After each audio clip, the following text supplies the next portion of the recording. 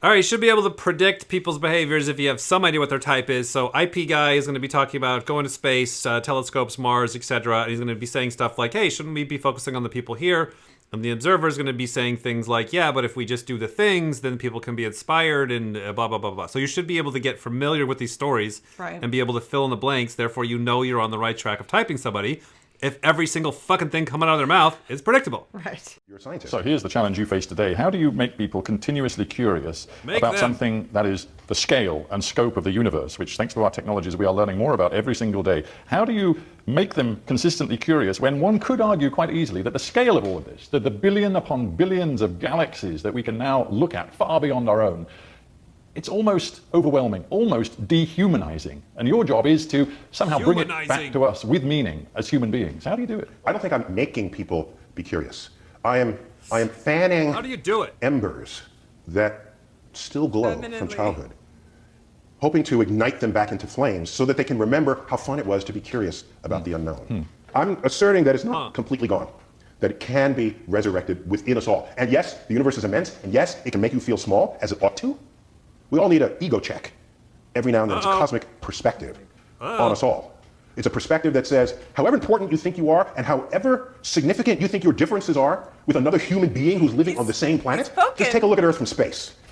It'll re-benchmark all that you thought mattered in your tribalistic ways. He's going after the IP shit. So that's the observers, they're like, what the hell is with the people problems? Like, just go to fucking space and you'll be goddamn bedazzled and then you won't fight with everybody. And the decider's like, but I have to fight with everybody. It's just what everybody's projecting. He's got massive people problems. Yeah. I mean, you can see it in his TI head. This guy has missing information problems. So with Neil and Japanese hair guy, what I see with both of them, watching them over the years, is they both have Michio Kaku. they both have a presupposition that they both tell a story that we're all very curious. ENTPs obviously don't say that, censor. Yes. But they all believe that we were very curious when we were kids, okay? Like, I'm going to kind of put words in their mouth. This is what I hear them saying. Yes. But the school system, because it's taught SI the wrong way, it makes you memorize facts, and they both get very aggressive and angry of, stop with the fact memorizing, that a lot of the dumbass demon tribe fall for it. Right. And we all go, oh, I got brainwashed by the SIFE corporations and school system that I'll just memorize facts and be a blaster.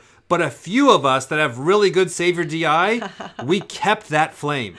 We stayed strong to that curiousness that we had as a kid. Right. And what they'll do is they'll point out stories anecdotally, right? This is like where science like leaves everybody. They're like, see, kids are curious. We all start off very curious. Like, you're projecting. And then the school system breeds it out of you. You just need to get back to being curious. Why is it that if we bring this down to the prosaic human level, that the United States government, which was so committed, if we think back to the 60s and 70s, in pushing for space exploration as a national priority, spending more than 4% of national income on the space program, why is it that today that figure's down to 0.5%? And the US government, frankly, apart from the notion of building a space force for military protection purposes, doesn't really seem that committed to space? Yes, it is a lower national priority, and part of it is because we all bought into a narrative that was delusional. All of us, especially Americans. In the 1960s, we told ourselves, we're Americans, we're explorers, we're discoverers. It's in human DNA, it's especially in American DNA, we're going to the moon. All right, I can tell you based on my read of history, that is insufficient driver to spend the $100 billion in modern money that required. Insufficient driver. Oh, you need a better driver than that, than just because you want to do it, or because you're feeling that that's the right thing. Oh, I remember what it is. We're at war. Oh my gosh. All right, we're at a Cold War with the Soviet Union. Kennedy's speech, where he said, "Let's put a man on the moon and return him to space." That's what we quote. That's the quote that's in the front entrance of the Kennedy Space Center in Florida. How about the rest of the speech from which this quote was? Oh, that's not on the granite. Plenty of room to chisel that in the granite. No. So what else was in that speech? If the events, this is almost verbatim. If the events of recent weeks, he couldn't even utter the man's name, Yuri Gagarin. If the events of recent weeks are any indication of the impact of this adventure on the minds of men everywhere, then we need to show the world the path of freedom over the path of tyranny. It was the battle cry against communism. That's why we went to the moon. So a military driver is, without question, the greatest of them all, the I don't want to die driver. And that's not what's going on right now. That's so fucking good. That's so good. Let me break that down. So real quick, one thing that I love about Neil, I just love about him so much, is he's unable to not fucking get riled up and go on the attack. I know. Because he has double masculine SIFE as demons. So it's like a cartoon show. It's like, okay, watch this. Like he starts off every time. La la la, I'm happy. I have feminine NT hands, feminine saviors. And then he has to get down to the SIFE. Or he's like, because that's where all the best stuff is. Like, okay, let me get to the facts. Let me get to history. So the question right now is whether actually a huge amount of resource is being wasted. NASA's committed to getting back to the moon. They've had to put it back a year because they're short of money, but they're now saying they'll put a man back on the moon by 2025. They have a longer-term plan to put human beings on Mars. But is any of this really very useful? Maybe we are misspending our money. Maybe the people like Jeff Bezos and Elon Musk and others who've become obsessed with space, they're wasting their money too. We have so many problems to fix on this planet of ours, this fragile planet. Isn't there a case for saying, as Prince William did the other day, it is absurd to spend all this money on that kind of space exploration? So there's the setup. So the TI guy, he's locked onto this. That's going to be a TI, SI, anybody who's sleep, introverted, introverted basically. I have made my points based on my own inner world. So every conversation is like, okay, yeah. So how do I bring that back? Yeah. How do I bring that back? Right. So he wants to talk about this subject. Yes. For many people who utter this, they see this great expense of rockets and telescopes and moonships. And then they say, we can do that, but we can't. And I say, well, how much money do you think we're actually spending up there? And they will come up with a number that's typically 10 times what we're actually spending. And I said, okay, you know why they think that? Because when NASA does anything, it's way more visible than when anybody else spends money in the federal government.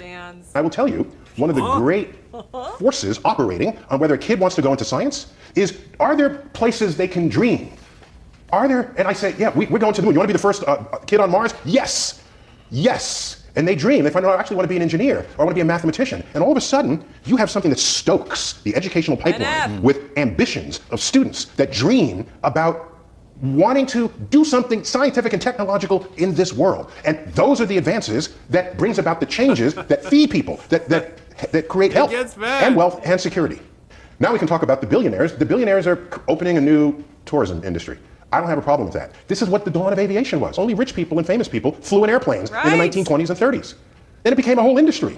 Now millions of people fly every day. If you were around back then, are you saying, stop wasting your money on this stunt? This biplane thing, this is a stunt. So dare I say, though you are the host of this program, that I'm glad people with attitudes such as that do not win the day among those who are trying to advance what civilization can be. And all the ways that technology can empower it. You can't do that to an IP. You cannot. That is like... You will get punished for that. You will get punished. So who's picking on who? This guy's kind of picking on Neil, saying, hey, so I invited you on your show. Yeah, I invited you So here. You're doing science. So why is that worth it? Yeah. I'm sorry, why am I here? Well, I wanted you to prove to me on my show why your whole job, why is it worth it? So prove it to me. Okay, so can I wiggle out of it? No, prove it to me. Prove it to me. Right. Okay, well, fuck you, right? Yeah. And he shoves back. What's going to happen now? He's going to punch him. As the host of this program, I actually want to bring you back down to earth, and I want to ask you a question which I suspect you're not going to find easy to answer. But you, having become one of America's most famous popularizers, sort of messengers for science, you in recent years, you ran into some significant personal trouble. You faced allegations from women you had worked with, from academic colleagues, of abusive behavior. Now, they never reached a courtroom. Nothing was ever put before a jury or a court. So then why are you mentioning it? Only because I would like you to reflect on what that taught you, not just about the world you study or the universe you study, but about I am the deeper God personal King. Bow things. to me. Did you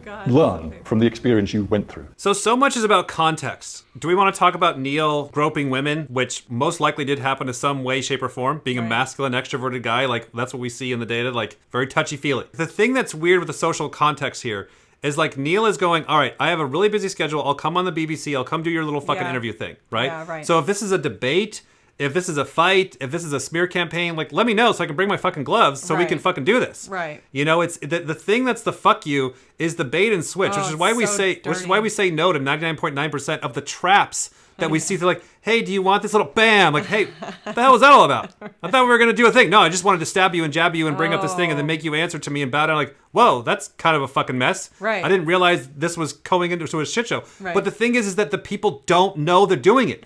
That a minute ago, he just felt embarrassed. He just felt belittled. Right. And, like, he probably wasn't going to bring it up. Maybe he was, maybe he wasn't. Probably part of his plan probably was. Right. Like, well, time to fucking throw this in your face. Yeah. And so it just makes it very predictable and uncomfortable for the person. Because Neil, do you think Neil ever fucking have an interview with this guy again? No.